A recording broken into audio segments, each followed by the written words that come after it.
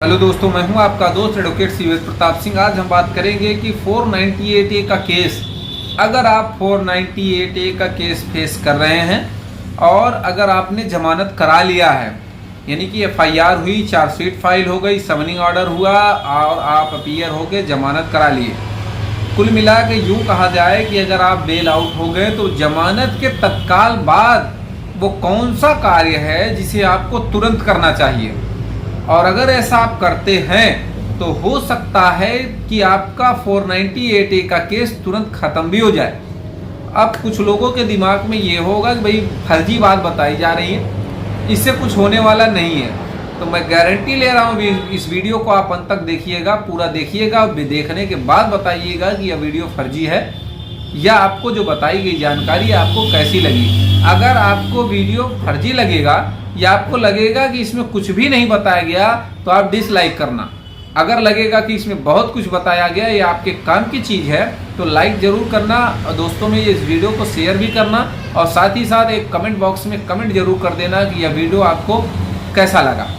तो चलिए शुरू करते हैं कि अगर 498A का केस हो गया, आपके खिलाफ चार्जशीट भी फाइल हो गई कोर्ट में। चार्जशीट फाइल होती है, उसमें लोगों का नाम है, 4 लोग, 5 लोग, 8 लोग, 10 लोग, जैसा कि एफआईआर में लिखाया जाता है। सम्मन होता है, बीडब्ल्यू होता है, एनबीडब्ल्यू, किसी भी कंडीशन में कुल मिला के यूँ कहा जाए कि आपको माननीय न्यायालय में जमानत की जरूरत पड़ गई और आपने जमानत करा भी लिया। अब जब जमानत करा भी लिया उसके तत्काल बाद अक्सर माननीय हमारे अधिवक्ता महोदय लोग करते क्या हैं, सीधे चार्ज फ्रेम हो जाता है, चार्ज बनवा देते हैं, सबको एक साथ कोर्ट में हाजिर कराते हैं और चार्ज फ्रेम हो जाता है। अब चार्ज जब बन जाता है तो उसमें गवाही वगैरह शुरू हो जाती है। जाओ भैया, चक्कर लगाते रहो कोर्ट में, सब लोग को जाना पड़ता है या जो लोग नहीं जाएंगे वो अपना हाजिरी माफी दें। तो कहने का ये मतलब, ऐसा वो कौन सा रास्ता है कि जमानत कराने के तत्काल बाद अगर उस रास्ते पे आप चलते हैं तो हो सकता है पूरा केस खत्म हो जाए। और अगर नहीं भी होता है तो अगर 8 लोग 5 लोग हैं नाम में उसमें एफआईआर या चार्जशीट में, तो हो सकता है 1-2 लोग के खिलाफ ही मुकदमा चले, बाकी लोगों का केस खत्म हो जाए। अब यह है कि दिमाग में आ रहा होगा कि वो तरीका क्या है, तो आपको बता दें, धारा 227 CRPC। अब जिसको भी भरोसा नहीं होगा, कुछ लोग का ये भी सवाल रहता है कि साहब हमने 227 CRPC के बारे में अर्थात डिस्चार्ज उन्मोचन प्रार्थना पत्र के बारे में अपने वकील साहब से कहा, उन्होंने कहा नहीं मिलेगा, जब केस खत्म हो जाएगा तब ये इस तरीके की बात, या अभी नहीं समय है, तभी नहीं समय में, ऐसी बात। तो आपको बताते चले, अगर कोई दिक्कत है तो आप मानिए अपने वकील साहब से हमारी बात भी करा दें, कोई दिक्कत नहीं, किसी प्रकार का कोई चार्ज नहीं, कोई शुल्क नहीं, या कोई एडवाइस अगर आपको चाहिए तो एडवाइस भी ले सकते हैं, फ्री में मिलती है। दूसरी बात ये, अगर आपको समस्या हो रही कि ये डिस्चार्ज कैसे दिया जाए, कहाँ दिया जाए, किस स्टेज पे दिया जाए, तो इसी के बारे में यह वीडियो आज का है। तो चलिए शुरू करने से पहले आप एक चीज़ और ध्यान दे दें कि मैं जो 227 CRPC बता रहा हूँ, बेल के बाद, आरोप पत्र दाखिल के बाद, जब बेल कराते हैं यानी कि जमानत कराने के बाद और चार्ज फ्रेम होने से पहले की ये प्रक्रिया है। धारा 227 CRPC, डिस्चार्ज एप्लीकेशन आप देंगे, उस पर प्रॉपर सुनवाई होगी।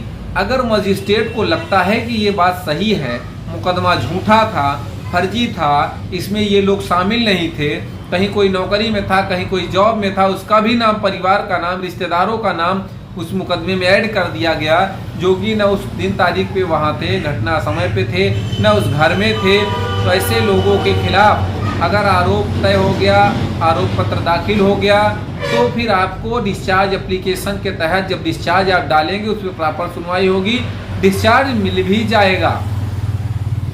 अब सवाल यह है कि अगर मजिस्ट्रेट कोर्ट में नहीं मिलता तो भी आप रुकिए नहीं।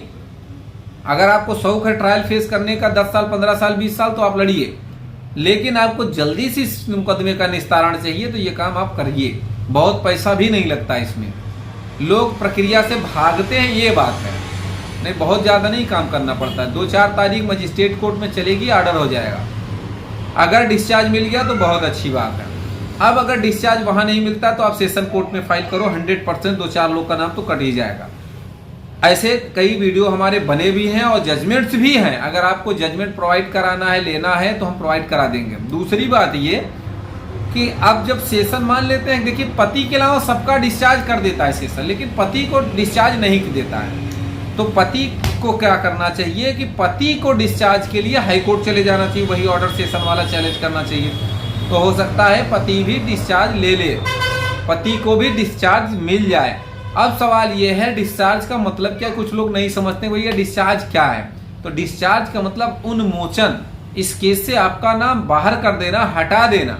अब हटा देना, बाहर कर देने का ये मतलब यूं समझें साफ हिंदी में कि आपका केस ही खत्म।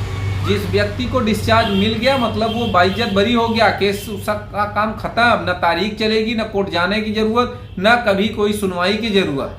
तो उम्मीद करता हूँ, आशा करता हूँ आज का यह वीडियो आपको बेहद पसंद आया होगा।